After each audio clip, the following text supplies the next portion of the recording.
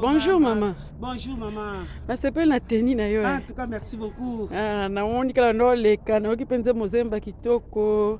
Voilà. En tout cas, merci maman pour le respect. Na longoli na no ekoti na ngai. Mpona kopesa merci pa ya Nzambe na ngai Simo Kimbangu kiangani. Mama olobi nini? Mama namoni wana photo wana papa Simo Kimbangu. Papa Simo Kimbangu yem tasali ke biso kozala. Mokonza mokili. Akabisi santa. Ya kama mingi zo ninga na mikolo baka kotomboka. Mokile ninga. Zo luka kwanga lia mekwanga ba PCT.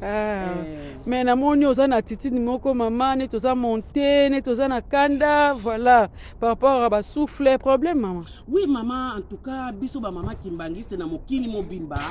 En tout cas toza ya kosilika.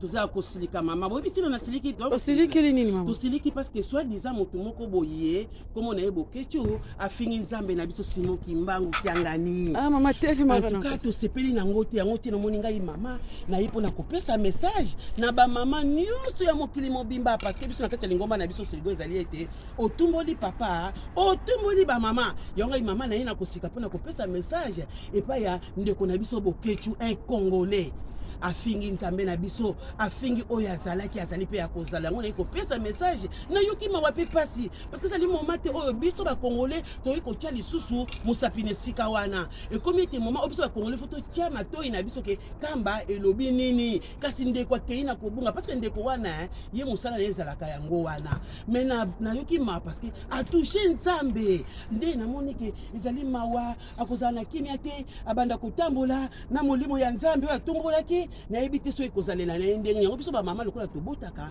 toyokaka pasi ba mama tolandaka Nzambe na sima kopesa ele kumo ndi toki mapona koya ko nayoki mapona koya ko lobe pa ndeko na biso mais papa bokechu osali mabe papa osali mabe papa osali mabe otushe pe batushaka te zonga sima pokoma mutu papa fingaka mais pe yoki ko toucher papa ezali mabe papa oza kolukani ozo silika pona nini tanda ngo ezali ya nini papa kongo ezaka ka yo moko te tata kongo ezali na milibo ya bato ebele pe 37000 familles bakufa na kati ya likambo yo papa est-ce que moni ngozali liseki ozali kosilika pona nini bokomi na kanda soki Kimbangi salika bokomi ya kosika pona nini botika Nzamba tambusa biso botika Nzamba tambusa parce que oyo elingi ne kosala maka papa obani pe kobunda kala te obani pe kosika banda kala nozo sata kwanga te zozo te kwanga te papa yango biso ba mama toyoki pasi ya kobota mama ne na kasi na kunda lelo azali kolela pona nini papa bokecho sali mabe o toucher mabe yeba ekopesa susu na kimia te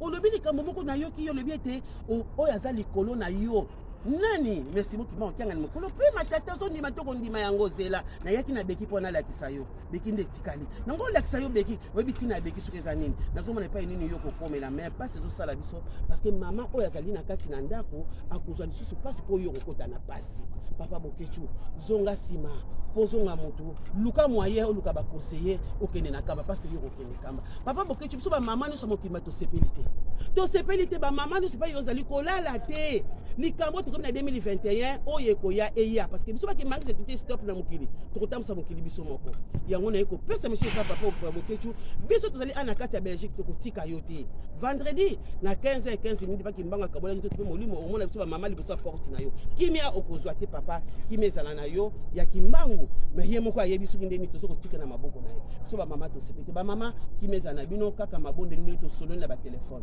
merci beaucoup au revoir na ba mama sur hôtel biso en tout cas to kene liboso toyoka lisute ko to tika te ya tour to 2021 merci. Au revoir maman.